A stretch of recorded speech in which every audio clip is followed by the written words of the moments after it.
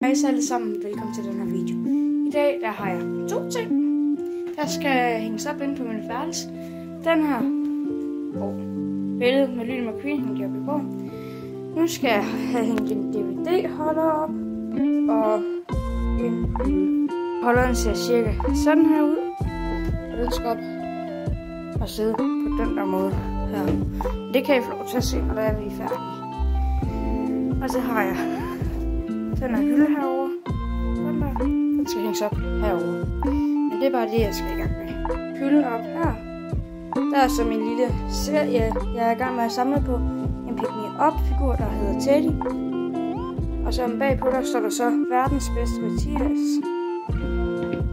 Den fik jeg i julegave. Så har jeg lige stillet en bams.